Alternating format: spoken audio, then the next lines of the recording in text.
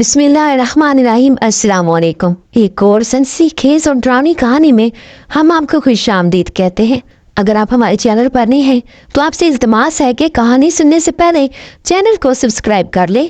तो आइए सुनते हैं आज की वीडियो में एक शख्स की कहानी जिसकी जिंदगी अजब पुरअसरार वाकयात का मजमुआ थी। मेरा नाम नासिर है। गुंजानाबाद शहर में हमारा मकान वाक़ था। मेरी उम्र 20 साल थी। मैंने उस उम्र तक जितनी तालीम हासिल की जा सकती थी कर ली थी। शहर के किनारे ही हमारा गांव था जहां हमारी इतनी ज़रूरी अराजी थी जिससे गुजर बसर हो जाता था। घर में हम सिर्फ 3 अफराद थे, मेरे वालिद, वालिदा और मैं। घर में तो खामोशी रहती थी मगर बाहर से हर किस्म का शोर, हंगामा और ट्रैफिक का हजूम घर के अंदर तक पहुँच हमें परेशान करता था। हमारी ज़रूरी अराजी के एक किनारे पर हमारे दादा ने तकरीबन 100 साल पहले एक हवेली तामीर की थी जो काफ़ी अरसे से खाली और वीरान पड़ी थी। मैंने वालिद साहब से कई दफ़ा कहा कि हम क्यों ना गांव में मुंतकिल हो जाएं, ज़मीन की देखभाल भी हो जाएगी और पुरसकून रिहाइश भी मिल जाएगी। मगर मेरे वालिद साहब अपने तामीर करता इस शहरी मकान से किसी सूरत में निकलना नहीं चाहते थे। हालांकि वालिदा मेरी हम ख्याल थी मगर वो भी वालिद साहब की वजह से खामोश थी। मगर किस्मत को क्या मंजूर था वो कोई नहीं जानता था। मैं अभी 20 साल ही का था कि वालिद साहब को दिल का दौरा पड़ा और वो जानवर ना हो सके। वो हम दोनों को तड़पता हुआ छोड़कर हमसे हमेशा के लिए जुदा हो गए। अब तो शहर वाला मकान हमारे लिए और भी वीरान और उदास हो गया और उसमें हमारे लिए सवाए वालिद साहब की याद में आंसू बहाने के कुछ बाकी न रहा। चुनाचे कुछ अरसे बाद हमने ये मकान बंद किया और अपने देहाती मकान में मुंतकिल हो गए। गाड़ी हमारे पास मौजूद थी इसलिए कस्बे में आना जाना दुश्वार न था। हमारे इस देहाती मकान का महले वक़ू कुछ इस तरह था कि हमारे इस शहर से तकरीबन 25 किलोमीटर शुमाल की तरफ एक ज़िले हेडक्वार्टर शहर था जहां से बड़ी सड़क सीधी हमारे गांव और हमारे घर के करीब से गुजरकर आगे चली जाती थी। मगर गांव से तकरीबन 1-1.5 किलोमीटर पहले बड़ी सड़क से एक छोटी सड़क हमारे कस्बे की तरफ मुड़ जाती थी। यहाँ दोनों सड़कें एक टी की शक्ल इख्तियार कर लेती थीं। यहाँ कोई आबादी ना थी, दरख्तों के झुंड बहुत थे। दिन के वक्त यहाँ सवारियाँ उतरती भी थीं और बसों पर चढ़ती भी थीं, मगर रात वीरान और कुछ ड्रौनी होती थी। एक दिन दोपहर के वक्त वालिदा ने मुझे बताया कि उनकी दवाई ख़त्म हो चुकी है और इसके इस्तेमाल में नागा भी नहीं किया जा सकता। ये दवाई सिर्फ ज़िले हेडक्वार्टर के एक बड़े मेडिकल स्टोर से ही मिलती थी। चुनाचा में दोपहर के वक्त अपनी गाड़ी पर घर से ये सोचकर निकला कि ज़्यादा से ज़्यादा 1.5-2 घंटे में वापस आ जाऊँगा। शहर में जाकर मैंने मेडिकल स्टोर से दवाई ली और अभी मैं कार में बैठ ही रहा था कि मेरा एक पुराना दोस्त और क्लास फेलो मिल गया। उसने इसरार किया कि मैं कुछ देर उसके पास घर में रुकूं, जहां और पुराने दोस्त भी इकट्ठे हो रहे थे। थोड़ी देर गपशप करके चले जाना। उसके घर गए तो शायद उसने कोई एहतमाम कर रखा था। 5-7 और दोस्त भी आ गए। महफिल ऐसी सची के वक्त गुजरने का एहसास ही न रहा और जब मुझे एहसास हुआ तो उस वक्त तक राहत हो चुकी थी। मैं घबरा कर उठा, बाहर निकला तो 13वीं या 14वीं का चांद जगमगा रहा था। मुझे कुछ हौसला हुआ मगर मैंने देखा कि मौसम के तेवर अच्छे नहीं है। चुनाचे मैं जल्दी से गाड़ी में बैठकर अपने गांव की तरफ रवाना हो गया। जब शहर की हदूद से बाहर निकला तो मालूम हुआ कि धुंध आहिस्ता आहिस्ता गहरी हो रही है और बादलों की शक्ल इख्तियार कर रही है। मैं अभी टी चौक से तकरीबन 1 किलोमीटर दूर था कि बारिश की फुहार शुरू हो गई। अजीब तरह का माहौल बन गया। रात तो पड़ चुकी थी मगर चांद की रोशनी ने मुकम्मल अंधेरा न होने दिया था। धुंध ने गोया सफ़ेद चादर ओढ़ ली थी। मैं खैर बगैर किसी मुश्किल के आहिस्ता आहिस्ता गाड़ी चलाता हुआ आगे बढ़ रहा था कि दूर से टी चौक के करीब 2 हेले नजर आए जो बारिश और सर्दी से बचने के लिए दरख्तों के झुंड के नीचे खड़े थे। ऐसे वक्त में यहाँ किसी की मौजूदगी मामूल के खिलाफ थी। मैं जब ज़रा करीब पहुंचा तो उनमें से एक ने दूर से ही गाड़ी रोकने का इशारा किया।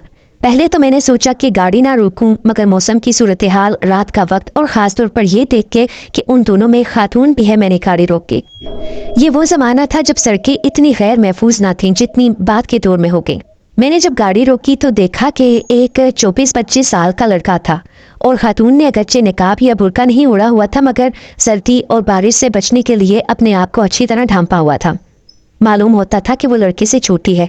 लड़के ने बताया कि उन्होंने उसी कस्बे में जाना था। जब एक बस वाले को अपनी मंजिल का बताया तो उसने हमें बिठा लिया कि वो उधर ही जा रहा है, लेकिन इस मोड़ पर आकर उसने हमें उतार दिया।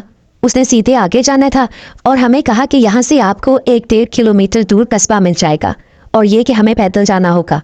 वो तो हमें उतार कर चलता बना और हम यहाँ हैरान परेशान खड़े थे कि आपकी गाड़ी नजर आ गई। मैं तो शायद पैदल चल पड़ता मगर मेरे साथ मेरी छोटी बहन और एक वजनी सूटकेस की मौजूदगी में ये मुमकिन न था। अगर आप हमें कस्बे में किसी होटल या सराय में पहुंचा दें तो आपकी मेहरबानी होगी। मैंने उन्हें बताया कि उस कस्बे में ना तो कोई होटल है ना कोई सराय। अगर आप मुनासिब समझें तो मेरे साथ मेरे घर चलें और रात गुजारें, इसके बाद सोचेंगे कि क्या करना चाहिए। उन दोनों ने आपस में कुछ खुसर पुसर की और फिर लड़के ने कहा कि आपको इतनी तकलीफ देते हुए हमें बहुत शर्म आ रही है, लेकिन इन हालात में और कोई चारेकार नहीं है। उनकी रजामंदी पाकर मैं उन्हें अपने घर की तरफ ले आया। मैं जब घर पहुंचा तो उन दोनों को अंदर ले आया, देखा कि वालिदा साहिबा बिस्तर पर लेटी हुई हैं और करा रही हैं। उन्होंने बताया कि दवाई के नागे की वजह से उनकी तबीयत ज़्यादा ख़राब हो गई है। जब वो खाना तैयार करने लगी और तमाम चीज़ें चूल्हे के करीब रख ली तो वो निढाल हो गई और बिस्तर पर फिर से लेट गई। बात करते हुए उनकी नज़र दोनों मेहमानों पर पड़ी तो उनके बारे में उन्होंने पूछा। मैंने उनको सारी बात बताई और बताया कि ये लोग यहाँ रात बसर करेंगे, तो वालिदा बहुत खुश हुई और मुझे कहा कि बेटा, मुसाफिरों की मदद करना बड़ी नेकी का काम है। फिर कहने लगी कि मेहमान भूखे रहें, मैं ये गवारा नहीं कर सकती। जैसे भी होगा मैं खाना तैयार करती हूँ। उनका ये कहना था कि मेहमान लड़की ने चेहरे से कपड़ा हटाया। मुझे यूँ महसूस हुआ कि कमरे में बिजली सी चमक उठी हो। ऐसा हुस्न और हसीन चेहरा मैंने कभी ना देखा था। दिल तो यही चाहता था कि मैं उसे देखता रहूं, मगर मेरे लिए ये मुमकिन ना था। फिर वो मेरी माँ की तरफ मतवज्जा हुई और कोई बात की। मैंने उसकी आवाज़ सुनी तो मुझे यूँ महसूस हुआ जैसे जलतरंग बज उठा हो। उसने मेरी वालिदा को माजी करके मुखातिब किया और वालिदा ने उसको बेटी के नाम से पुकारा। जब वो मेरी वालिदा से बातचीत कर रही थी तो मैं उसकी आवाज़ के सहर में गुम हो गया। उसने मेरी वालिदा से कहा कि अगर आप इजाज़त दें तो खाना मैं पकाती हूँ। आपकी हालत ऐसी नहीं कि आप चूल्हे पर बैठ सके। मेरी वालिदा ने कहा कि हम मेहमानों से काम नहीं करवाते। अभी कुछ देर पहले ही तो तुम हमारे घर आई हो। लड़की ने, जिसने अपना नाम चंबेली बताया, कहने लगी, एक तो आपको मैं माँ कहती हूँ और आप मुझे अपनी बेटी के नाम से पुकारती हैं और फिर मेहमान बनाकर अपनी खिदमत से भी रोकती हैं। मुझे बहुत खुशी होगी अगर मुझे इजाज़त देते।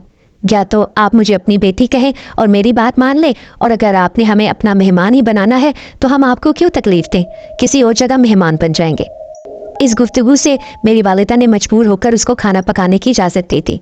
मैं हैरान रह गया जब खाना बहुत ही कम वक्त में तैयार होकर हमारे सामने आ गया। खाने से फारिग होकर जब सोने का मरहला आया तो मैंने कहा कि मेरा तो अलग कमरा है, वालिदा अलग कमरे में सोती हैं, इनके साथ ही एक और कमरा है। आप कहें तो आपका बिस्तर वहाँ लगा दिया जाए। आपकी बहन अगर चाहे तो वो आप वाले कमरे में ही सो जाए या वालिदा के कमरे में उसका बिस्तर लगा दिया जाए।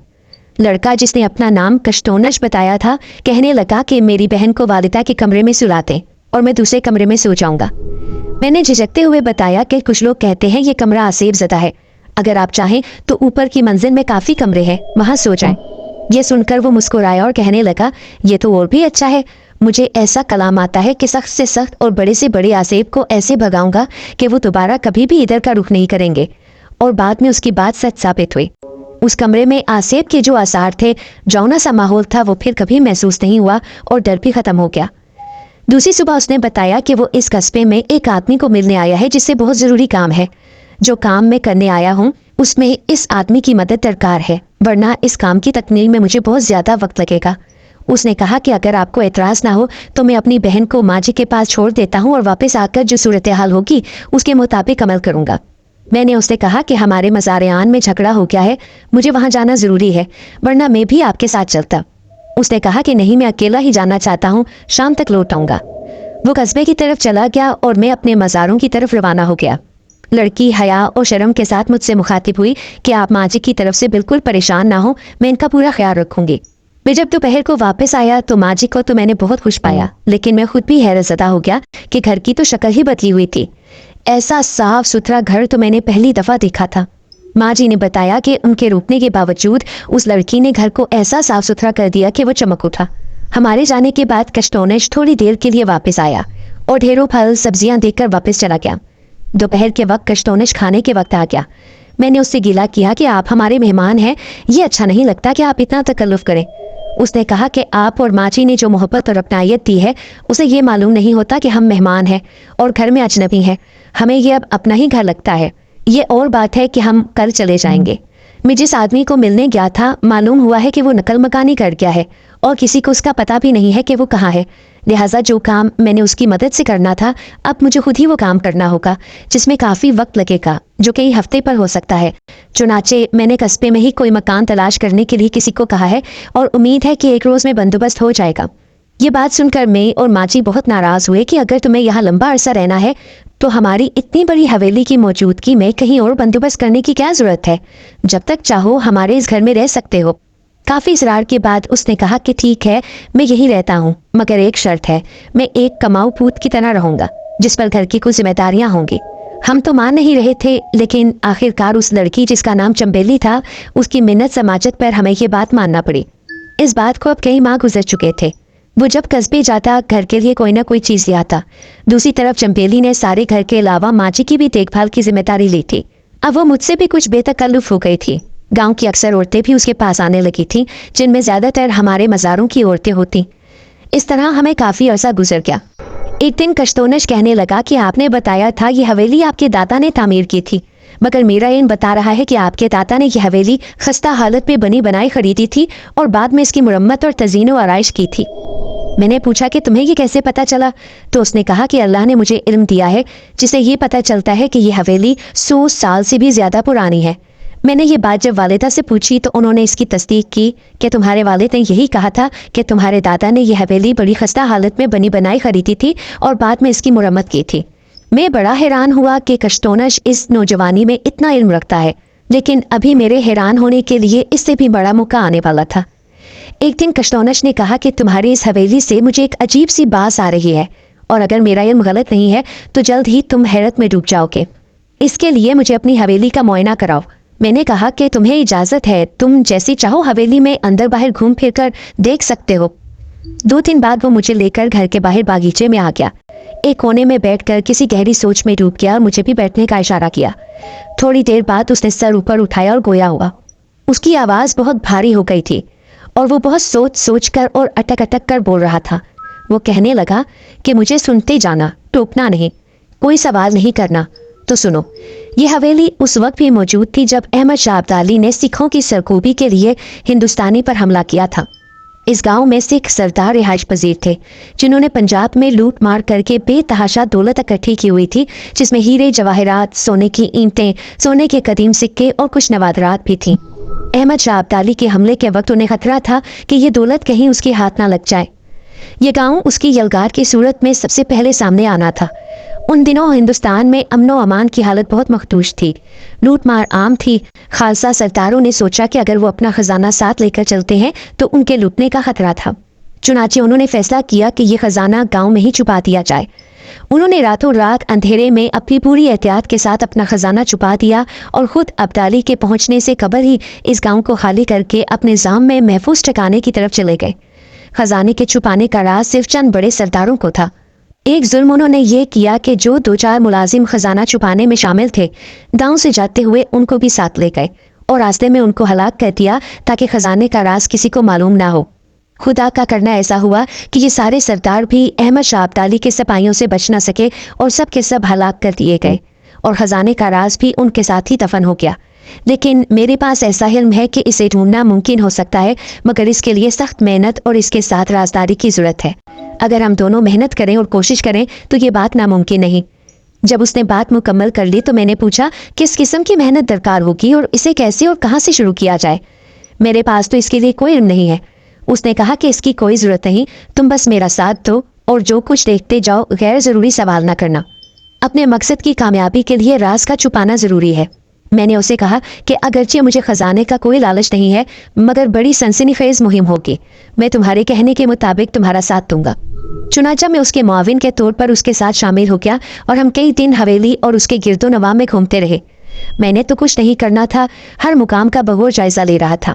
आखिर एक दिन उसने हवेली का एक ऐसा कमरा तवज्जे का मरकज बना लिया जो तारीख और कमरों के दरमियान काट कबाड़ से भरा हुआ था। यहाँ दाखिल होकर उसने कमरे का अच्छी तरह जायजा लिया, फिर कुछ आड़ी तिरछी लकीरें खींची, थोड़ी देर तक सोच में डूबा रहा और आखिरकार बोला कि हम सही जगह पर पहुंच गए हैं। फिर 2 मतवाजी लकीरों की तरफ इशारा किया कि हम यहाँ खुदाई करेंगे, मगर रात के वक्त। शाम को हम फारिग होकर ज़रूरी सामान लेकर कमरे में आ गए। नौकरों को हमने रुखसत कर दिया। हमने उन 2 लकीरों के दरमियान खुदाई शुरू कर दी। उनकी चौड़ाई तकरीबन 5 फुट थी और ये कमरे की जनूबी दीवार से तकरीबन 3 फुट के फासले पर थी। कमरे की लंबाई के मुताबिक खुदाई करना थी। तकरीबन 1 घंटे के बाद मुझ पर थकन और नींद का गलबा हो गया। आखिर कश्तोनश ने मुझे कहा कि आप जाकर आराम करें, मैं भी जब थक जाऊंगा तो आ जाऊंगा। मैं तो जाकर सो गया। सुबह काफ़ी देर से उठा, देखा तो कश्तोनश मेरे सरहाने खड़ा था। इंतहाई खुश नज़र आ रहा था। उसने मुझे उठाया और अपने साथ लेकर उसी कमरे में आया जहाँ रात हमने खुदाई की थी। جب میں کمرے میں داخل ہوا تو یہ دیکھ کر حیران رہ گیا کہ جو ہم نے کھدائی شروع کی تھی وہاں کھدائی مکمل ہو کر ایک خندق سی بن گئی تھی جو تقریباً 5 فٹ تک گہری ہو چکی تھی، اور اس خندق کی جنوبی دیوار ایک سپاٹ دیوار کی طرح کھڑی تھی۔ اس میں 6 عدد بڑے بڑے تاکچے بنے ہوئے تھے۔ ہر تاکچے میں پیتل کی بڑی بڑی دیگچیاں دھری تھیں جو مٹی سے اٹی پڑی تھیں۔ میں نے جب ان کو ہلانے کی کوشش کی تو وہ اتنی وزنی تھی کہ ہل بھی نہ سکی۔ ان کے منہ پیتل کی بڑی بڑی تھالیوں سے بند کر کے پتہ نہیں کس چیز سے چپکائی گئی تھی کہ پورا زور لگانے سے بھی وہ کھل نہیں رہی تھی۔ کشتونش نے کہا کہ لازمی طور پر ان دیگچیوں میں بہت قیمتی خزانہ ہے، نہ جانے کیا کیا ہوگا، یہ ہماری استطاعت اور پہنچ سے بہت زیادہ ہے۔ اگر ہم اس کو بتائے بغیر اپنے استعمال میں لاتے ہیں تو راز کھل جائے گا، نہ جانے کتنی قیمتی نوادرات اس میں ہوں گی، ہم انہیں کیسے فروخت کریں گے؟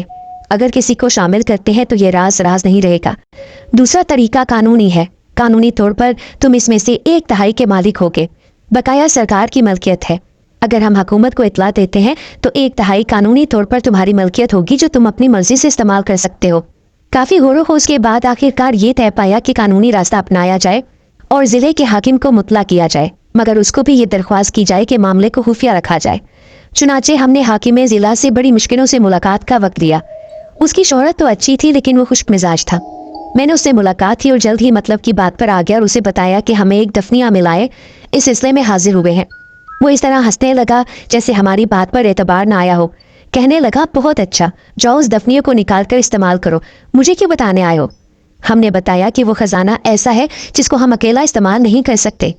اس پر وہ تھوڑا سا متوجہ ہوا اور تفصیل سے سننے لگا۔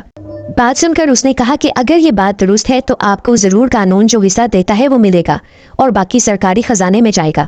میں گاؤں کا ذمہ دار تھا، بڑی حویلی کا مالک تھا، محکمہ مال کے تمام اہلکار مجھے جانتے تھے۔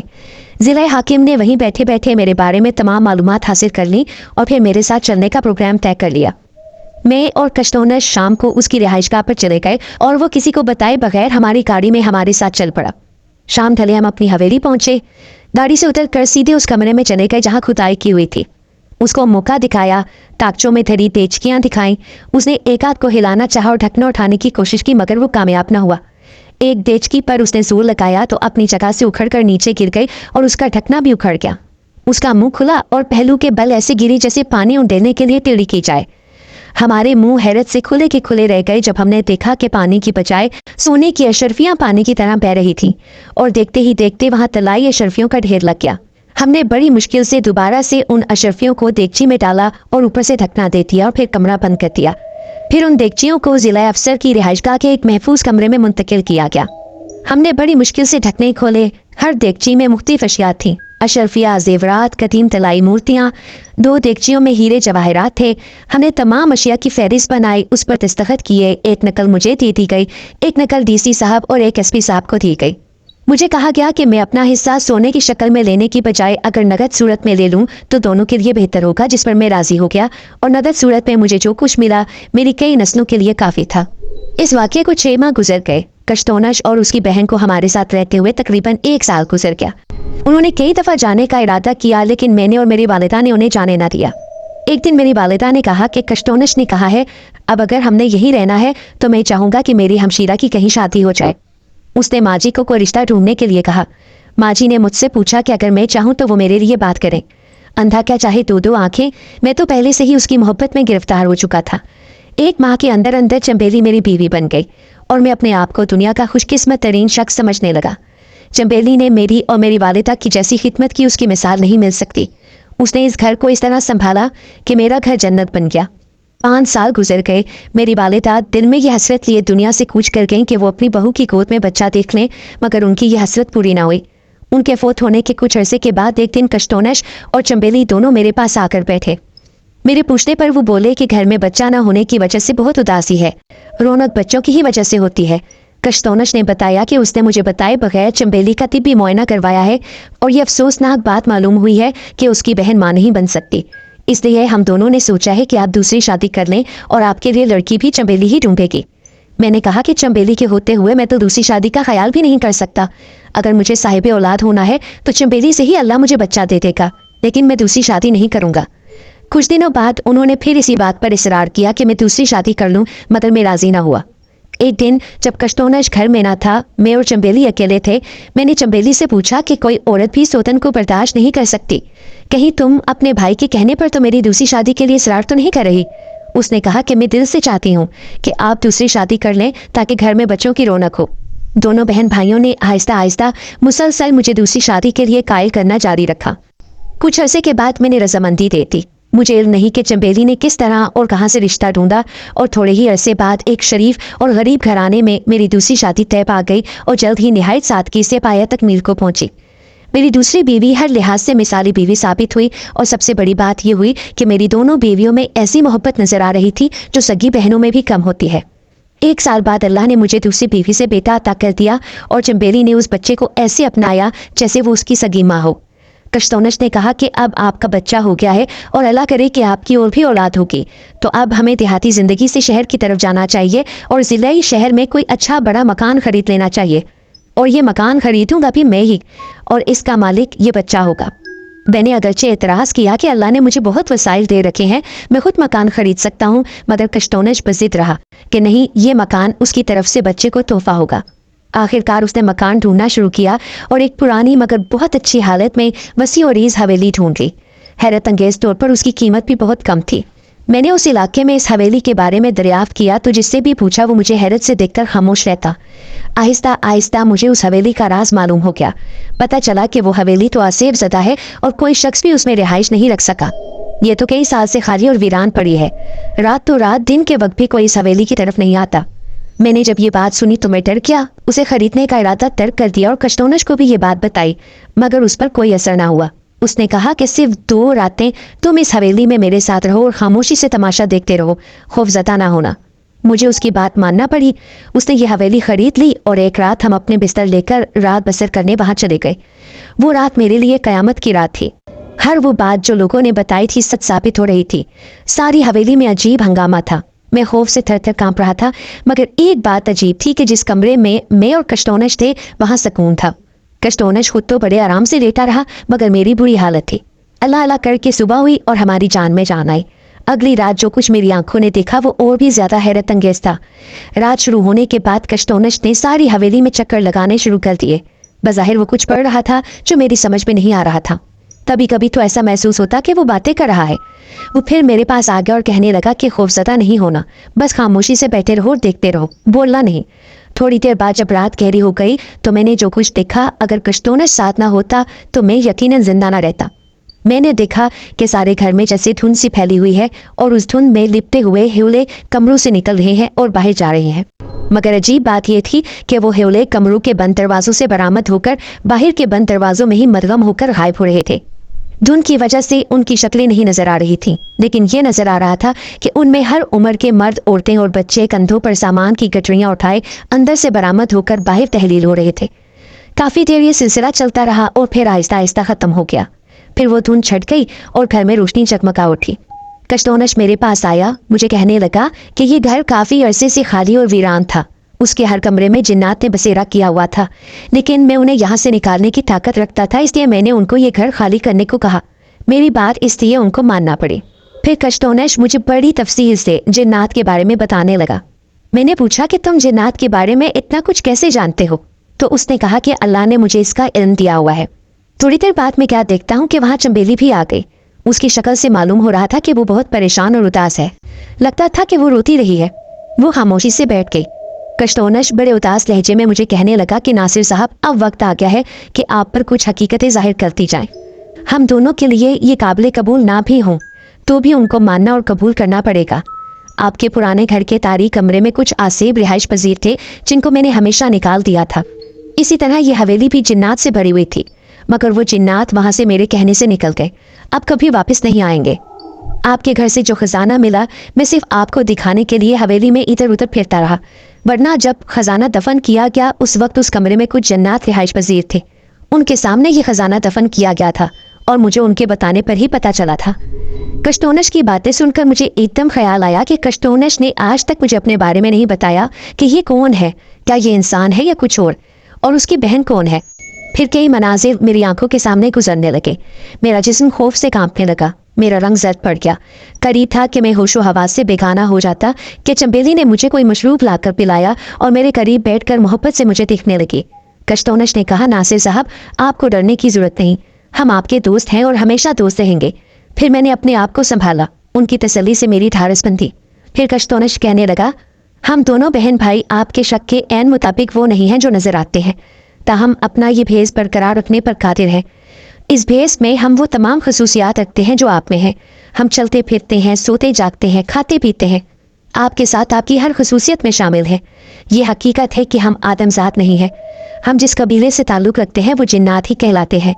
हम दोनों यानी मैं और चंबेली कबीले के सरदार की औलाद हैं और ये बात और हमारे इस इंसानी भेस का कबीले के हर फर्द को पता है और वो हमारी ताबेदारी करने के पाबंद और मजबूर हैं। हम दोनों अपने वालिद से जिद करने लगे कि हमें कुछ अरसा इंसानों के साथ रहना चाहिए, जिसकी हमें इजाज़त मिल गई और फिर आपसे मुलाकात हो गई। हमारा ख्याल था कि थोड़ा अरसा रहकर हम वापस चले जाएंगे, लेकिन आप लोगों में इस तरह घुल मिल गए कि जाने को दिल नहीं मान रहा था। आपकी वालिदा की आदत बहुत अच्छी थी। फिर चंबेली भी आपको पसंद करने लगी। बाद के मामला तो आपको मालूम है। हमें ये मालूम था कि चंबेली इंसानी बच्चे की मां नहीं बन सकती, तो ये सोचकर आप औलाद से क्यों महरूम रहे। हमने आपकी दूसरी शादी करवाई। ये बच्चा जो आपका है हमेशा हमारी जिम्मेदारी होगा।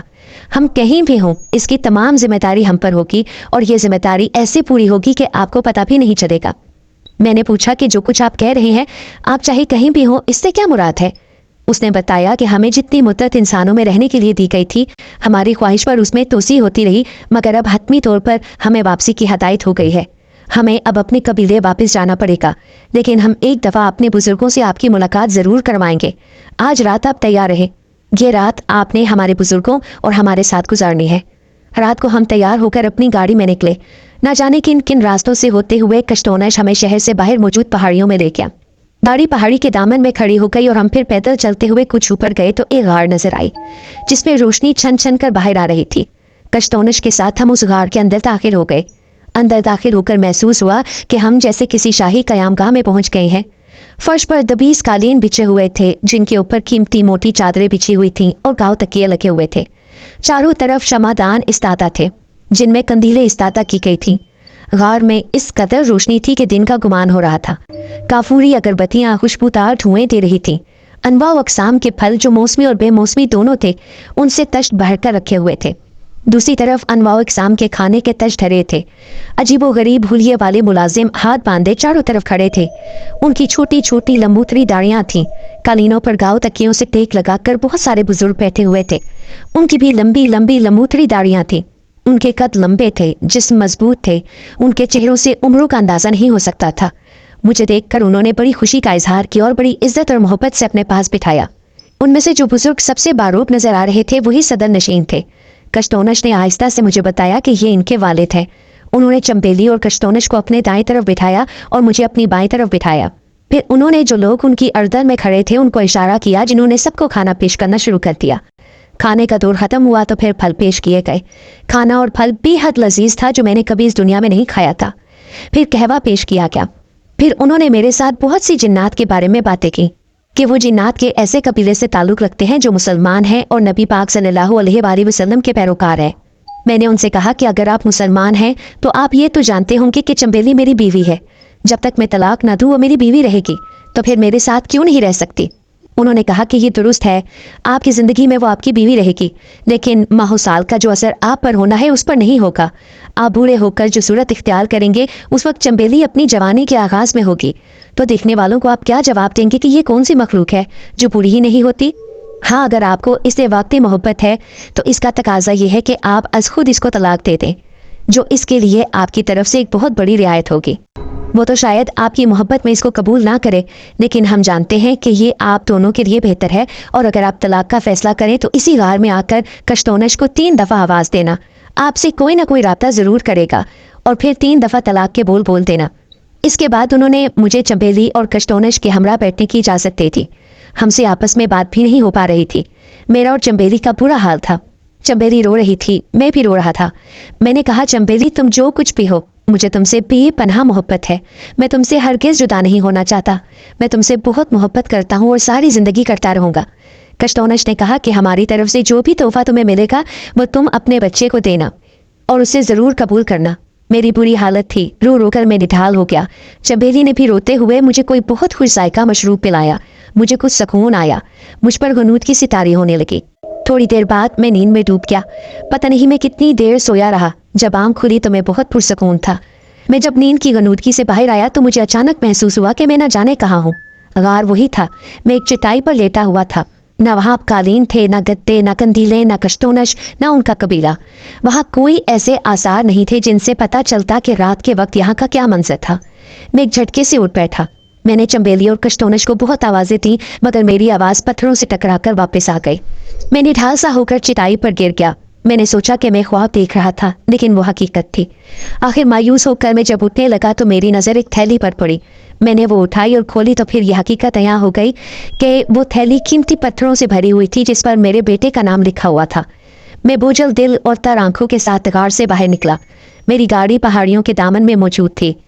मैं जैसे तैसे घर पहुंचा। मेरी बीवी ने उन दोनों के मुतालिक पूछा। मैंने बताया कि वो अपने वालिद के साथ चले गए हैं। मैंने थैली बीवी को देते हुए कहा कि ये तोहफा वो हमारे बेटे के लिए दे गए हैं। इसके बाद मैंने वीरानों, सहराओं, पहाड़ों, जंगलों में जाकर चंबेली और कश्तोनश को आवाज़ें दी, मगर बेसूद। 1 साल बाद मुझे कुछ सुकून हुआ तो मैंने सोचा कि अब चंबेली से मुलाकात होना मुमकिन है। मैं उसको आज़ाद क्यों ना कर दूँ। मैं उस गार में गया। कश्तोनश को 3 दफ़ा आवाज़ दी तो एक नौजवान गार से कहीं नमूदार हुआ और मुझे सलाम करके बड़े अदब से मेरे नज़दीक खड़ा हो गया। मैंने ना चाहते हुए बदले ने ख्वास्ता चंबेली के वालिद की हदायत पर अमल किया और उनसे हमेशा के लिए जुदा होकर वापस चला आया। हर साल जब भी मेरे बेटे की सालगिरह का दिन होता है तो कोई अजनबी शख्स आकर कुछ तहाइफ दे जाता है, जो हर किस्म के कीमती तहाइफ होते हैं। अब चंबेली और कश्तोनश से सिर्फ मेरा यही राब्ता है। उम्मीद करती हूँ व्यूअर्स आपको आज की कहानी बहुत अच्छी लगी होगी। जाने से पहले चैनल को सब्सक्राइब कर लें और वीडियो को लाइक ज़रूर करें। तो अब मिलते हैं अगली वीडियो में। अपना बहुत सा ख्याल रखिएगा, अपनी दुआ में याद रखिएगा और चैनल को सब्सक्राइब करके जाइएगा। ओके, अल्लाह हाफिज़।